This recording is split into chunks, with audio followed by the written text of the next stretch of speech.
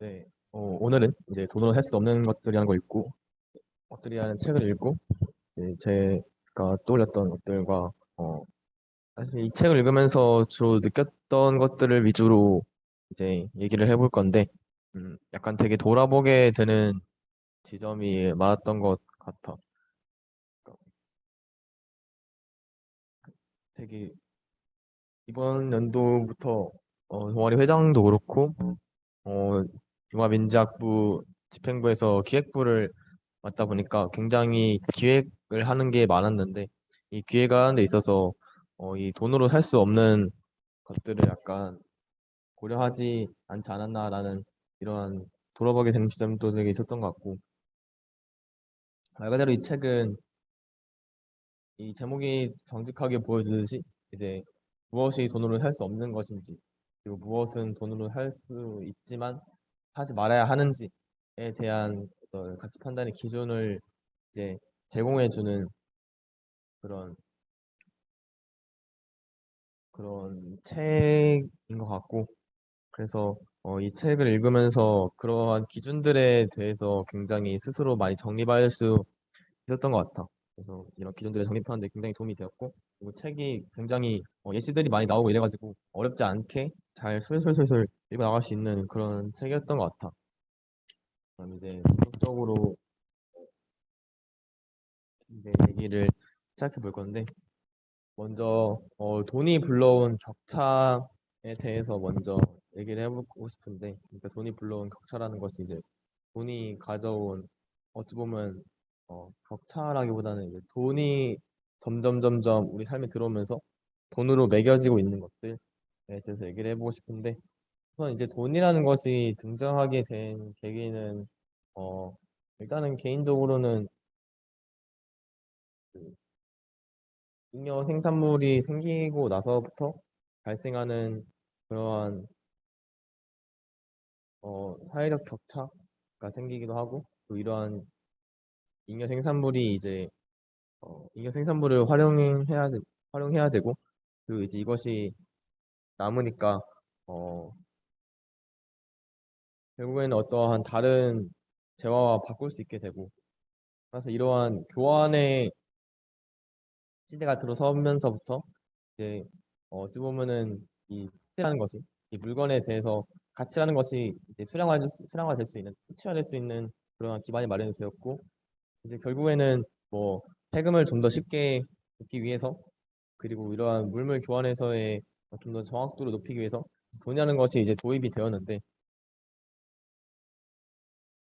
이제 현대 이제 신자유주의 시대에서는 이제 돈이 차지할 수 있는 돈으로 이제 환산할 수 있는 것들이 너무 많이 생겼지. 네.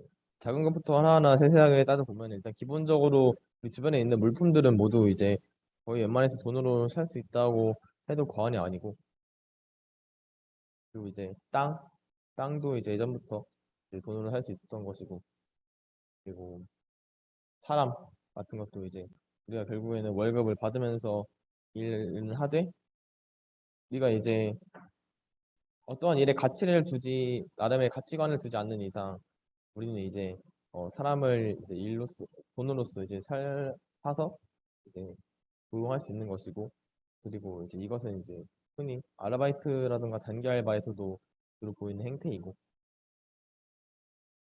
또 돈으로 살 수 있는 것은 시간이지. 시간 같은 경우에는 뭐 예를 들어서 이제 어, 버스로 가면 좀 1시간 걸릴 거리를 택시로 20분 만에 간다던가 약간 이런 시간도 이제 돈으로 보면은 살 수 있다고 보는 게 맞지. 시간이라던가 개인의 편의성이라던가 이런 걸 이제 돈으로 살 수 있다고 보는 게 맞는 것 같아. 이게 이제 시간과 연관이 돼 있다고 생각하고 그리고 음, 또 교육 쪽에서도 이제 돈이 들어왔지. 교육에서도 이제 어, 모두가 이제 똑같이 교육을 받는 것에서 넘어서서 이제 누구는 돈을 더 내고 더 좋은 강의를 듣고 누구는 돈을 내고 더 좋은 컨설팅을 듣고 이제 그러한 식으로 돈이 이제 교육에서도 또한 격차를 불러 일으키고 있고 그리고 문화의 영역에서도 이제 돈이 필요하다고 나는 생각해. 우리가 흔히 미술관을 갈 때도 이제 돈이 필요하고, 운동을 할 때도 이제 그 운동하기 위한 공간에 들어가기 위해서 이제 돈이 필요하지. 이러한 돈이 이제 또 사람이 얼마나 문화를 접하느냐에 따라 사람이 접하는 문화에 대해서도 이제 격차를 불러일으키고 있지. 우리가 이제 호모사피엔스 성공의 비밀에서 이러한 문화가 이제 선대로부터 대물림되어서 내려오면서 이제 결국에는 집단 내에서 퍼지게 되는 이제 그러한 현상을 보았는데 이제 이 문화도 돈을 내고 사야 되는 이러한 시대에서는 문화가 쉽사리 퍼지는 것이 물론 이제 돈을 내고 살 수 있는 사람이 많아진 현대 시대에서는 이 물론 이제 주류 소비층이 많으니까 그러니까 이제 우리가 문화가 퍼졌다 이렇게 얘기할 수 있지만 그렇지 않은 사람들에 있어서는 이제 문화 간극이 굉장히 커진 것이고 또 이러한 간극을 극복하기가 굉장히 어려워졌지. 뭐 예를 들면 우리가 OTT 서비스가 굉장히 많이 등장하는데 이런 OTT 서비스는 현재 이제 문화의 축을 이루고 있잖아. 뭐 오징어 게임이라든지 뭐 스물다섯 스물하나라든지 이러한 OTT 서비스를 통해서 접할 수 있는 것들은 이제 현대 사회에서 이제 주된 이야기거리이기도 하고 한류 문화를 대표하는 그러한 것이기도 하고 그런데 이제 이러한 OTT 서비스를 구입하기 위해서는 이제 돈을 내고 구독을 해야 되니까 그걸 접하기 위해서는 그러니까 이제 문화를 접함에 있어서도 이제 돈이 필요하다는 거지. 그리고 이제 그것이 굉장히 주된 산업이 되었고 그러고 또 이제 돈이 음, 탄소 배출권 같은 걸 보면 이제 결국에는 환경에 대해서도 이제 돈이 들어갔다고 볼 수 있지. 탄소 배출뿐만 아니라 이제 코뿔소의 사냥권이라든지 바다표범의 사냥권이라든지 이제 이런 것도 이제 돈이 들어가게 되었고 그 다음에 나는 이건 이제 대학교 동아리에서 많이 볼 수 있는 건데 이제 난 친목도 이제 돈으로서 이제 가치가 매겨진 수 있다고 생각해. 그러니까 우리가 흔히 친목조를 하면서 이제 돈이라는 거를 인센티브로 받고 이제 그렇게 친목 활동을 하는 거잖아. 이런 인센티브가 결국에는 어 우리의 친목 활동이라는 것을 돈으로서 가치화한 것이고 따라서 이러한 친목이라는 것에서도 사람과 사람과의 관계라는 것에 대해서도 이제 돈이 굉장히 잘 스며든 것 같아. 우리가 흔히 그렇게 쉽게 인지하지 못하고 하더라도 이런 돈이 이 친목의 영역에까지 쉽- 스며든 것 같아. 음, 또 뭐가 있을까 생각을 해보면은 사실 생명에 관해서도 돈이 스며들었지. 뭐 그냥 단순히 우리가 수술을 통해서 돈을 내고 살 수 있냐 아니냐 이런 걸 넘어서서 생명보험에 관해서도 이제 우리가 결국에는 삶뿐만 아니라 이 사람의 죽음에 대해서도 이제 가치화를 매긴 것이고 그런 것이고 그리고 어떤 개인의 명성에 관해서도 돈이 들어갔지. 우리가 뭐 기부를 하는 것도 결국에는 얼마의 가치를 기부했느냐에 따라서 명성이 달라지기도 하니까 이런 개인의 명성에 관해서도 결국에는 가치가 들어갔지. 음,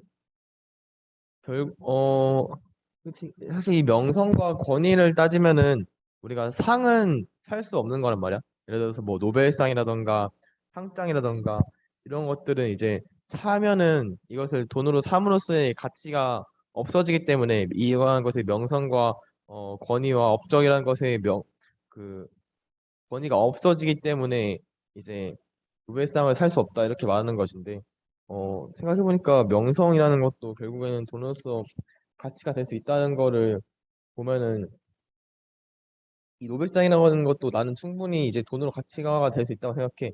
이것이 이제 어 물론 뭐 경매로 나온다 하면은 조금 이질적으로 다가올 수 있지만 이제 NFC 같은 것으로 이제 조각조각 내서 이제 경매를 붙여서 판다고 생각하면은 이제 결국에는 그것이 가지고 있는 고유의 가치를 보장하는 것이니까 그러니까 이 명성을 유지하되 이제 이것이 가격화될 수 있는 그리고 돈으로 환산될 수 있는 그런 것으로 변하기 때문에 나는 이 돈, 이 명성과 명예라는 것도 결국에는 이제 NFT라는 NFT를 통해서 이제 가치화될 수 있다고 생각해. 그래서 결국에는 돈이 굉장히 이곳저곳에 많이 스며들었고 이것이 불러오는 격차도 심해지고 있고 그리고 이제 이것으로 환산할 수 있는 것도 굉장히 많아지고 있다는 것을 어, 최근에 느끼고 있었는데 이 책을 통해서 다시 한번 더 크게 느낀 것 같아. 특히 이 책에 굉장히 많은 사례들이 나와가지고 이걸 잘 느낄 수 있었던 것 같아.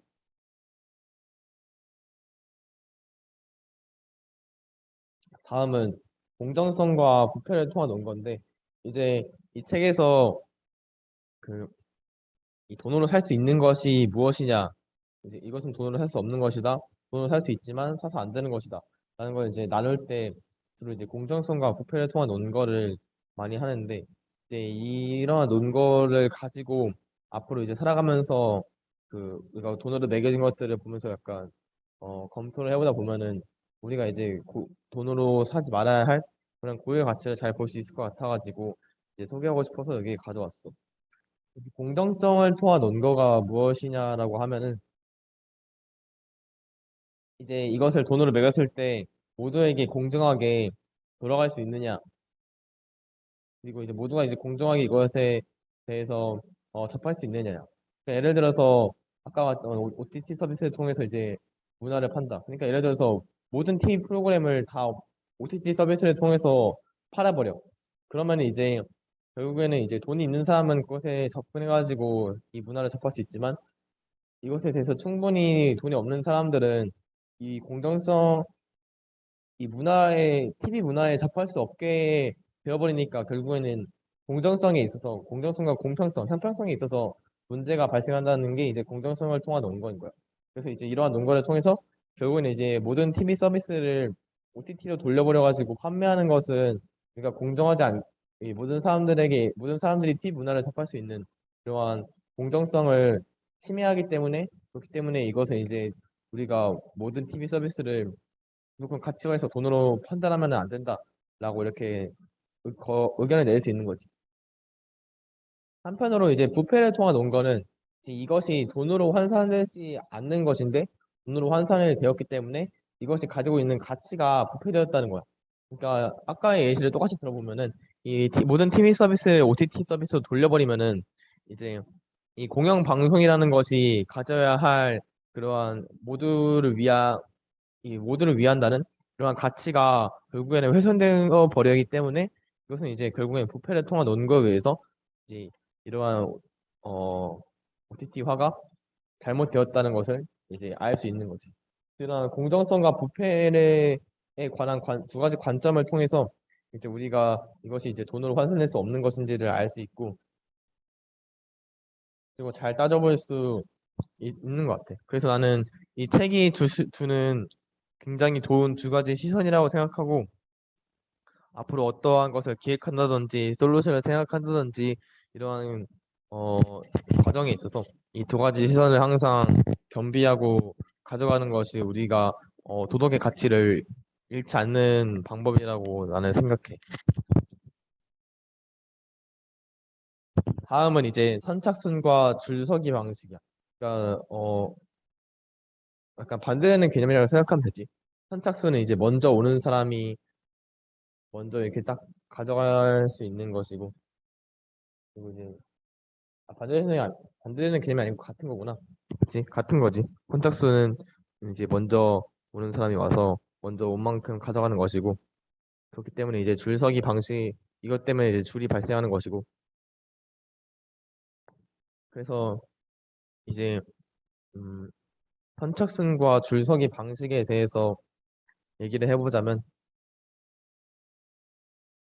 우리가 이제 비행기 티켓을 이제 샀을 때 이 검사들을 좀 더 빨리 통과할 수 있는 권한이라든지 뭐 롯데월드 갔을 때 매직 패스 이용해가지고 이제 줄을 안 서고 이제 곧장 놀이기구를 이용할 수 있는 권한이라든지 이런 것들이 이제 돈으로 팔리고 있는데 이 책에서는 이런 것들이 이제 아까 말했던 공정성의 측면에서 이제 줄서기 방식은 모두에게 그 기회와 시간을 공정하게 배분하는 평등주의적 방식인데 근데 이렇게 먼저 우선권을 부여받는 방식은 이러한 분배 방식에 있어서 공정하지 않다라고 주장하고 있고 그리고 이제 이것이 만약에 이제 뭐 미사라던가 예배에 좀 더 빨리 입장할 수 있는 권한이라든지 아니면은 뭐 국립공원에 줄 섰을 때 좀 더 빨리 입장할 수 있는 권한이라든지 이런 걸로 이어지게 된다면은 이것이 가지고 있는 신성함과 그다음에 공정함이 이제 부패된 그러한 현상이 발생하기 때문에 부패 논거에 의해서도 이 어, 우선권을 부여하는 방식이 잘못되었다고 이 책에서는 주장하고 있어. 근데 나는 이제 반대로 이 선착순과 줄서기 방식은 그렇다면 과연 공정하고 부패되지 않았는가를 좀 더 이제 살펴보고 싶어. 음, 나는 이 선착순과 줄서기 방식이 온전히 평등주의적이라고 생각하진 않아. 이것은 나는 분명히 환경의 영향을 크게 받고 그다음에 이것이 그 어떠한 사람의 재정적인 상황에 있어서도 굉장히 큰 영향을 받는다고 생각해. 나는 이제 대학생이니까 수강 신청을 예로 들어보자면은 이제 수강 신청은 굉장히 빠른 시간 내에 사람이 집중해서 몰려지기 때문에 선착순 방식이라고 볼 수 있지. 이제 이거 좀 더 늦게 들어오면 이제 대기 순번에서 밀리게 되고. 근데 음 이런 수강 신청이나 뭐 티켓 예매도 똑같지. 티켓 예매 방식 같은 경우에 보면은 이제 인터넷 환경에 굉장히 민감하게 반응을 하는데 근데 이제 이러한 인터넷 환경 같은 경우에는 이제 가정의 상황에 따라서 가정의 재정적 상황에 따라서 이제 속도가 다를 거란 말이야. 그렇다면 이제 어 누구나 이제 수강 신청에 공동하게 똑같이 들어가가지고 수강 신청할 수 있지만 결국에는 이런 재정적인 환경의 차이가 이제 수강 신청에서의 밀리게 되는 결과를 이제 유도하게 되고 그리고 만약에 우리가 변수를 이러한 인터넷 환경에 변수를 넣어가지고 이 모든 표본을 다 넣어 보면 본다면은 그렇다면 분명히 이게 벨커브를 띄울 것이기 때문에 결국에는 이제 모두가 공정하게 부여받는 것이 아니라 이제 차등차등하게 부여받는 구간이 존재할 거란 말이야. 그래가지고 나는 이제 줄서기 방식은 반드시 무조건 평등주의적인 어, 방법이라고 보진 않아. 이게, 이게 물론 항상 돈적인 측면이 아니라 이 여유라는 측면에서 봐서도 이제 누가 여유가 있는 사람은 좀 더 먼저 와가지고 이제 줄을 설 수 있고 그리고 이런 여유도 돈이랑 굉장히 돈과 자신의 재정 상태에 굉장히 큰 영향을 받는 게 내가 만약에 알바에 전전긍긍하면서 하루를 살아가는 그런 사람이라고 하면은 이제 미리 와서 줄을 설 수 있는 여유가 없지만 아버지 재산을 물려받아가지고 여유롭게 사는 사람이라면 여유가 넘쳐나기 때문에 이제 미리 와서 줄을 설 수 있는 그러한 시간이 생기기 때문에 결국에는 이 줄서기 방식도 무조건적으로 평등주의적이고 이상적으로 이제 평등주의적인 방식이라고는 생각이 되지 않아. 그렇지만 음, 줄서기 방식보다 더 그나마 더 평등주의적인 아니 그나마가 아니고 더 평등주의적인 방법이 있을까를 생각을 해보면은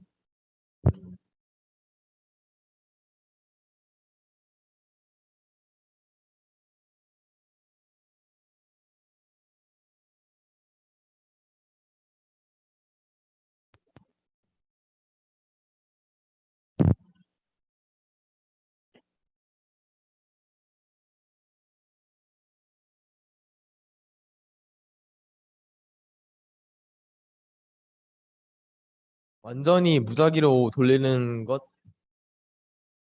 것밖에 없는 것 같아.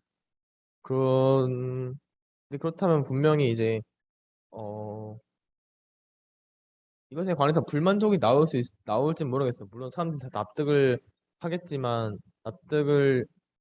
납득을 못 할 수도 있겠구나. 이게 만약에 돈이 안 들어간 영역이라면 납득을 하겠지. 예를 들어서 뭐 공짜 콘서트를 하는데 뭐 이제 어 신청을 할 때마다 난수를 배정받아가지고 당신이 이 번째 순서로 들어오면 됩니다.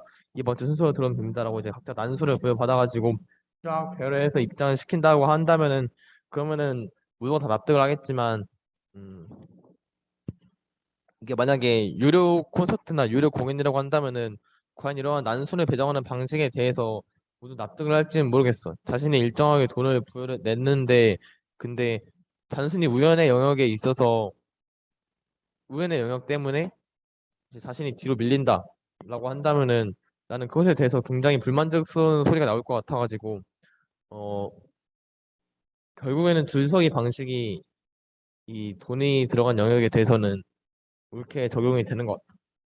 그래서 줄서기 방식은 무조건 평등주의적이라고 볼 수는 없지만 이것이 가장 최선의 방법인 것 같고 음, 난수를 배당해서 줄을 서는 것도 고려해볼 만한 상황이지만 그렇지만 이것이 오히려 불평등을 야기할 수도 있고 돈이 들어간 영역에 대해서는 그래서 줄서기 방식이 가장 그래도 최선의 방법인 것 같아. 최고는 아니지만 이 최선의 처리 방법이라고 나는 생각해. 다음은 이제 선물 교환이라는 것인데 이 선물 교환이라는 것이 나는 사실 몰랐는데 굉장히 흥미로운 것이더라고. 그러니까 음, 이 선물 교환이라는 것은 우리가 이제 왜 돈을 주지 않고 선물을 주는가? 어떤 사람에게 돈을 준다면은 그럼 이제 결국에는 그 사람이 이 돈을 가지고 더 만족스러운 것을 할 수 있기 때문에 당연히 돈을 주는 것이 맞지. 그 사람을 생각해서는. 근데 우리는 돈을 주기보다는 선물을 주잖아.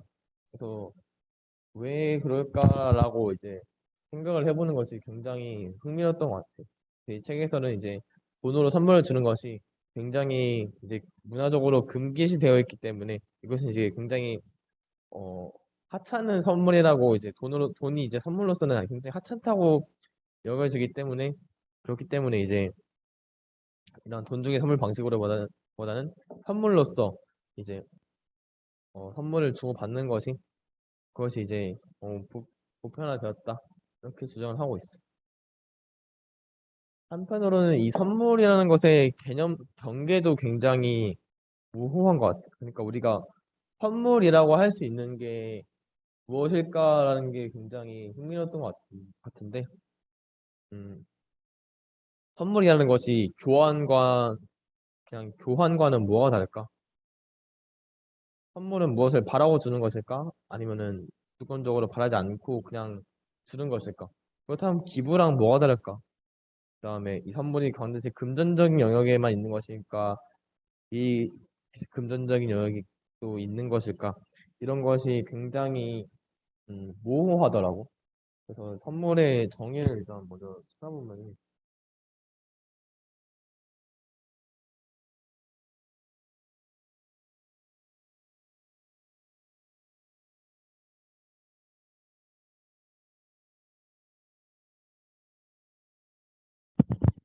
이 선물이라는 게 그냥 사전에서는 단순히 남에게 어떤 물건 따위를 선사함 또는 그 물건이라고 나와 있는데 음, 그렇다면 이 물건을 선사하는 행위만이 선물인가에 대해서 그렇다면 이제 기부랑 뭐가 다를까 약간 이런 생각이 드는 거지. 이 물건을 단순히 선사한다면 그 선물과 기부는 똑같지 않나? 우리가 기부도 그냥 어찌 보면 물건을 그냥 선사하는 거니까 아무런 목적성 없이 선사하는 거니까 그렇다면 이제 선물은 목적성이 있나를 두고 본다면은 항상 우리가 대가를 바라고 선물을 주지 않으니까 선물에 목적성이 있는 건 아닌 것 같은데 한편으로는 선물에 목적성이 있다고 생각을 한다면은 음 그렇다고 한다면은 상대방의 상대방이 어떤 긍정적인 마음가짐을 바라면서 선물을 주지 않나? 약간 이런 식으로도 생각할 수 있을 것 같아. 선물의 목적성을 대입을 해보자면은 그런 선물 어, 이거는 굉장히 본질적이라기보다 굉장히 상위적인, 굉장히 기저에 깔려있는 상위적인 그런 목적성이지. 이 선물을 남이 기뻐하기를 바라면서 선물을 주는 것은 굉장히 상위 목적성을 가지고 선물을 주는 것이기 때문에 결국엔 굉장히 큰 영역, 크고 이제 넓은 영역이라고 볼 수 있을 것 같고, 그렇기 때문에 이제 선물과 기부의 차이라고 한다면은 이러한 뭐 꼭 눈에 드러나지 않더라도 상대방을 위한 목적성을 가지고 선물을 준다고 할 수 있겠지. 이제 이것이 이제 교환과의 차이점이기도 한데, 교환은 이제 이러한 교환 같은 경우에는 굉장히 그렇다면 좁혀지게 되겠지. 물론 교환이 선물의 부분집합이라고 보는 건 굉장히 좀 그렇긴 한데, 어, 교환이라는 것은 이제 목적성을 가지고 이제 물건을 주는 것인데, 이 목적성이라고 하는 것이 이 자신이 주는 가치에 대응하는 그러한 것을 받기를 목적성으로 하는 그러한 그러한 행위라고 할 수 있겠지. 뭐 이렇게 정의를 해버리면은 선물의 부분집합에 교환이 들어가기 때문에 교환이 선물의 부분집합이 돼버리긴 하는데, 이제 잘못된 정의라는 거지. 선물을 무조건 교환 행위를 모두 선물이라고 볼 수는 없으니까. 그래서 이것의 선물의 정의라는 것이 굉장히 생각하기 어려운 것 같아. 어려운 것 같고, 음, 이렇게 하나하나 따져야 될 게 많은 것 같아.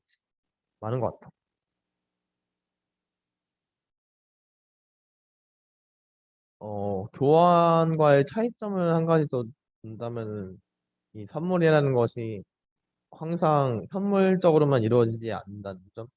그러니까 뭐 우리가 노래를 선물할 수도 있고, 편지를 선물할 수도 있고, 그다음에 뭐 시를 선물할 수도 있고 이러니까 그것이 항상 어떤 현실적인 가치만을 가지고 있지 않다는 점이 이제 교환과 선물의 차이점이기도 하겠지. 그래서 이거를 좀 잘 구축을 한다면 이제 선물을 다른 물건을 주고받는 행위와는 다르게 잘 정의를 할 수 있을 것 같아. 그래서 선물이라는 것이 굉장히 흥미롭다라는 것을 이 책을 통해서 깨달았고, 어,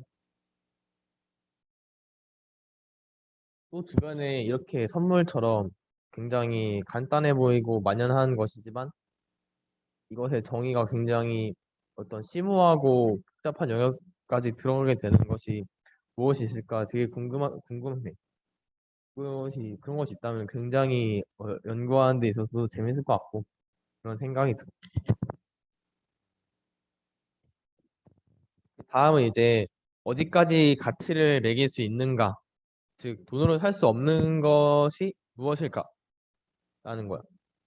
돈으로 살 수 없는 것은 아까 제시했던 두 가지 논거에 의해서 이제 하나하나씩 찾아가면 되는데, 책에서는 아마 친구가 명예를 이제 돈으로 가치를 매길 수 없다고 얘기가 나오는데, 나는 그것도 이제 돈으로 가치가 매길 수 있다고 봐. 아까 말했던 뭐 친목 활동이라든지 아니면은 뭐 NFT를 통해서 이제 상장이라든가 이런 거를 이제 가치화 시킨다든지 이러한 것도 이제 가치가 다 매겨진다고 보고,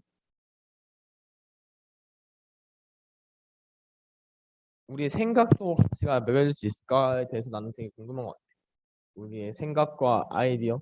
물론 이제 창업 시장의 영역까지 들어가게 되면은 이제 우리 아이디어도 이제 어 창업 컨설팅 회사라든지 아니면은 뭐 아무튼 뭐 창업을 보조해주는 그런 회사라든지 그런 회사에 의해서 우리 아이디어도 이제 가치가 매겨질 수 있겠지.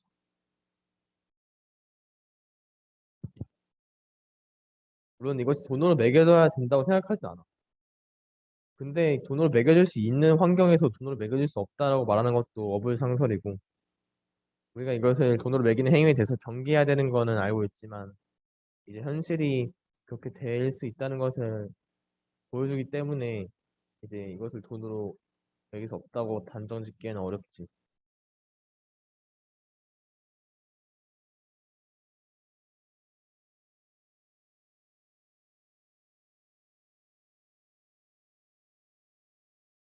만약에 신이 있다면은 나는 음,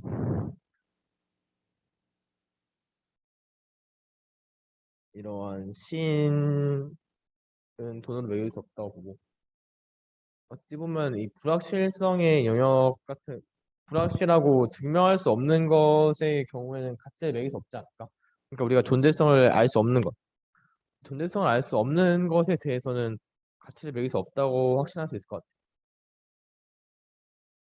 결국엔 우리가 비교 대상이 없으니까 존재성을 존재성을 알 수 없고 증명할 수 없는 것에 대해서 가치를 매길 수는 없을 것 같아.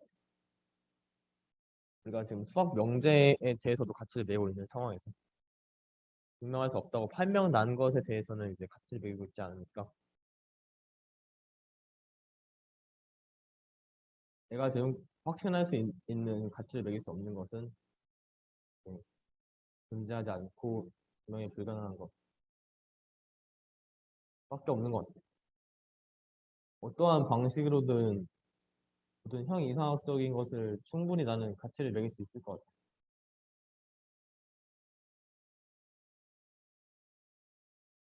특히 이것이 작품의 영역으로 들어오게 된다면은 예를 들어서 뭐 원을 가치를 매길 수 있을까라고 말을 한다면은 음, 난 충분히 가치를 매길 수 있는 게 이 캔버스에 커다란 캔버스에 반지름이 5짜리인 원으로 그린 그림이 만약에 1,000만 원이라고 한다면은 그러면 이제 이것을 축소해서 반지름이 3인 원으로 만든다. 라고 하면 이것의 가치가 더 줄어든다고 판단할 수 있겠고 그래서 이제 우리가 무수히 많은 반지름에 대해서 결국에는 가치를 매길 수 있는 기준이 되겠지. 그래서 나는 이런 원 같은 형이상학적인 개념도 매길 수 있다고.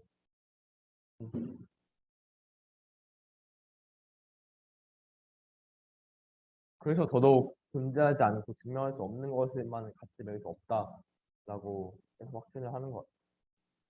그것도 굉장히 어려운 문제인데 아까 말했던 두 가지 논거를 잘 따져보면은 어디까지 가치를 매길 수 있는가에 대해서 잘 생각해 볼 수 있겠지.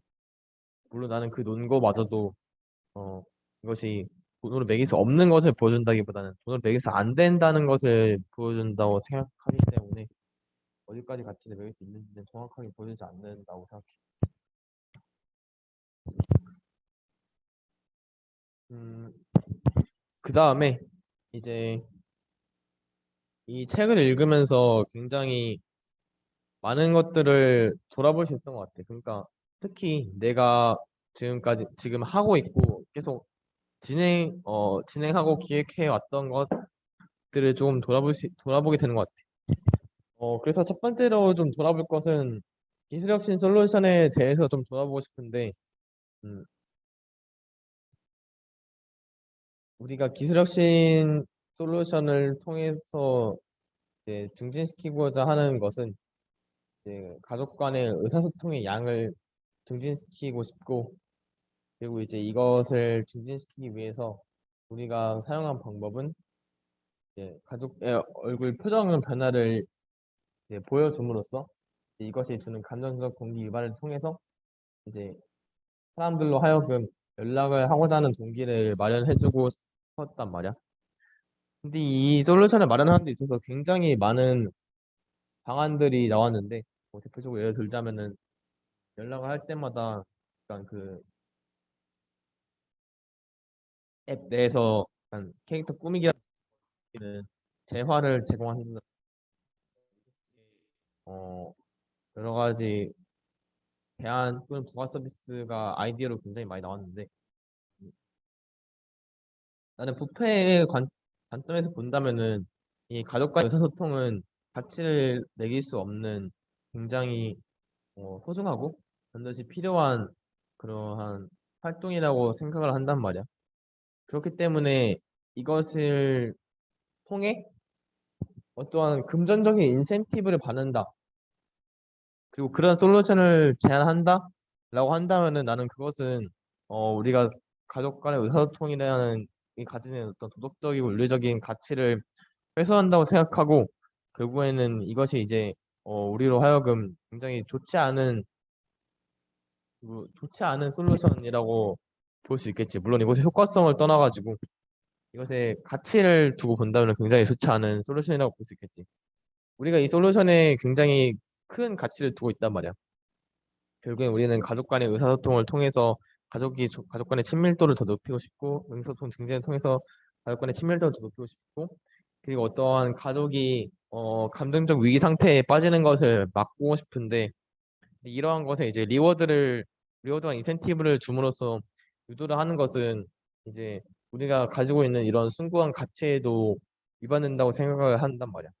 그래서 우리는 어, 다른 팀원들이 이제 피드백을 할 때 주는 이러한 감정적인 인센티브 이런 것의 아이디어를 묵살한 이유가 묵살하고 우리는 결국에는 그 감정적인 동기를 통해서 의사소통을 유발하고자 하는 이유도 물론 효과성은 다른 것에 비해서 떨어질 수 있지만 이것이 이제 어, 가족 간의 의사소통을 하고자 하는 어떤 동기와 밀접, 밀접하게 연관이 되어 있기 때문에 그렇기 때문에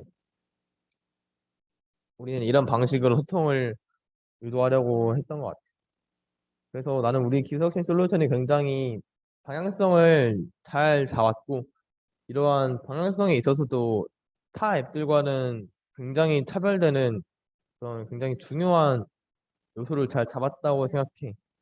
그래서 나는 굉장히 이 책을 읽으면서 우리가 굉장히 솔루션을 올바른 방향으로 잘 잡았구나 라는 생각이 되게 많이 들었던 것 같아.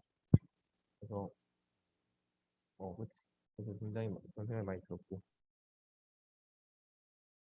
그다음 이제 동아리 활동들을 돌아보면인데 우선은 가장 먼저 짚을 거는 친목적 활동인 것 같아.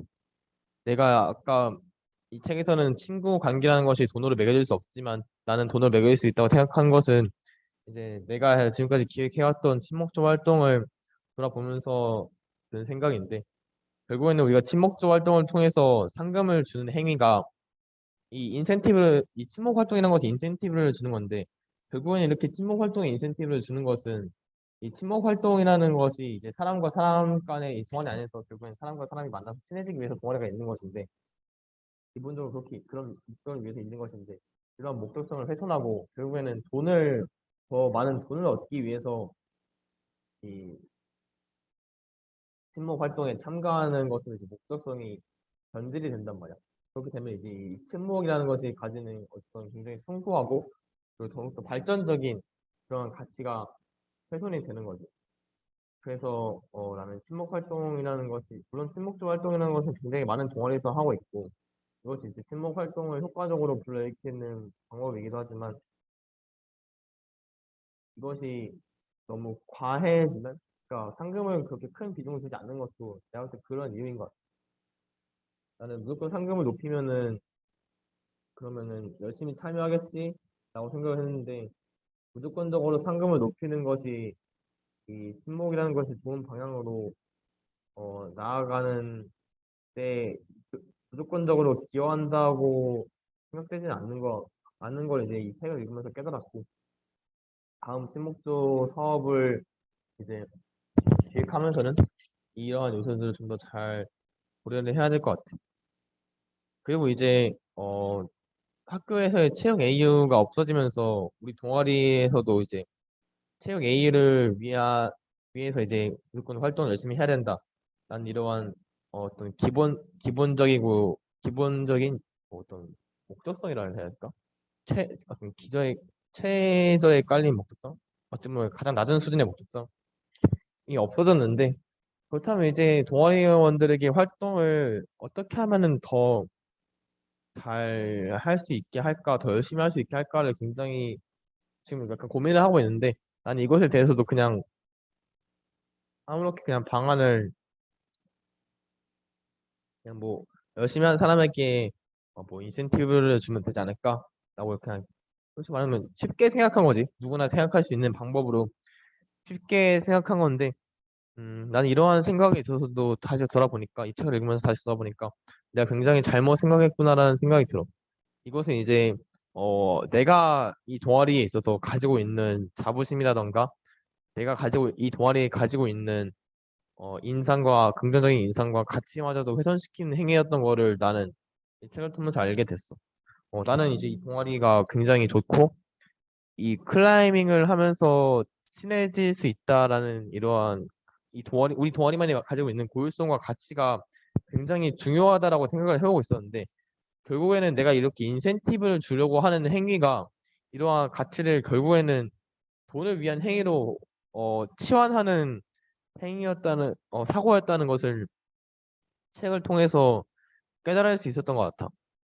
그래서 내가 잘못 생각했구나라는 것을 이제 책을 통해서 잘 돌아볼 수 있었고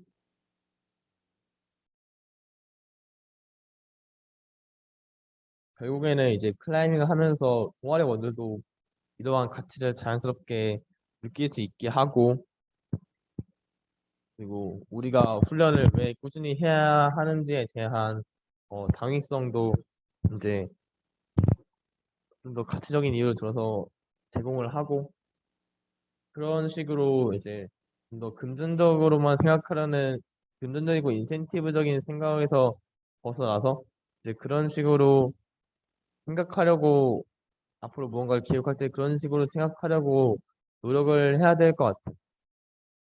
그것이 내가 이 책을 읽으면서 굉장히 크게 가져갈 수 있었던 가치인 것 같아.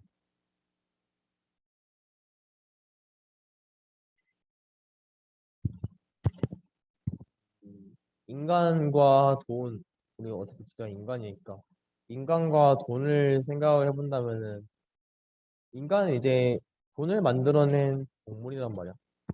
돈이라는 것을 만들어낸 동물인데 그리고 이러한 돈의 가치를 이제 우리 삶의 곳곳에 여러 곳에 이제 많이 만연하게 적용시켜 놓은 동물이기도 하고 그래서 우리는 굉장히 돈의 제약을 많이 받고 어찌 보면 제약에 휩싸여서 살아가는 동물인 것 같아. 그리고 이러한 인간의 어, 돈에 대해서 이렇게 많이 뻗어나가는 인간의 능력에 대해서도 굉장히 신기한 것 같고 나는 이 돈이라는 것도 인간의 고유성을 잘 돈과 이런 가치화라는 것도 인간의 고유성을 잘 보여주는 것 같아. 물론 이것도 이제 뇌가 커짐에 따라서 나온 부산물일 가능성이 크겠지만 음, 그래도 굉장히 놀랍고 이러한 가치화의 체계와 가치화의 생각이 인간의 역사 속에서 어떠한 부분에서 기인했는지가 나는 굉장히 궁금해. 물론 내가 생각할 때는 아니야. 이 형이상학적인 가치 또한 어디서 기인했는지, 다른 동물들은 그렇다면 이것을 가질 수 없는지, 어, 나는 근데 맞아. 약간 사회 활동을 하면서 생겨나는 것이라고 보이긴 하는데, 뭐 물물교환이라던가 시장이 생겨나면서 보이긴 하지만, 그래도 이것이 이제 인간의 고유성으로서 들어오게 된 가치이기도 하니까, 그것이 어디서 왔는지를 알아보는 것도 인간을 이해하는 데 있어서 굉장히 중요한 알거리인 것 같아. 그래서 어찌 보면 인간을 알기 위해서 경제학을 공부하는 것도 도움이 될 것 같고, 인간을 알기 위해서 어, 동기부여론을 공부하는 것도 좋은 것 같고, 인간을 위해서 도덕을 공부하는 것도 나는 굉장히 좋은 활동이라는 생각이 이 책을 읽고 나서 들었던 것 같아. 인간은 아직까지도 잘 모르겠지만 굉장히 신기하고 굉장히 독특한 동물인 것 같고 우리가 그냥 사피엔스에서 봤던 거나 호모 사피엔스 성공의 비밀에서 봤던 것처럼 뭐 인간이라는 것이 이제 뭐 사상의 실제를 만들어낸다 그다음에 뭐 문화적 동물이다 이것으로만 국한되어 있지 않고 이것으로만 모두 설명될 수 있는 것이 아니라 굉장히 많은 요소들이 이제 복합적으로 이루어져 있는 것이 인간인 것 같고 생각을 해보면 이제 뇌만으로도 설명될 수 이것이 모두 다 뇌로 설명될 수 있다는 것도 너무 신기한 것 같아. 이 뇌가 커진다는 것이 진짜 우리에게 어떠한 것을 미쳤는지, 단순히 뇌가 커졌다는 사실만이 우리로 하여금 굉장히 많은 것들을 할 수 있게 했는지, 진짜로 그렇게 했는지가 난 너무 궁금한 것 같아서, 이 인간이라는 것이 굉장히 흥미롭다라는 생각이 요즘 책을 읽으면서 들고 있어.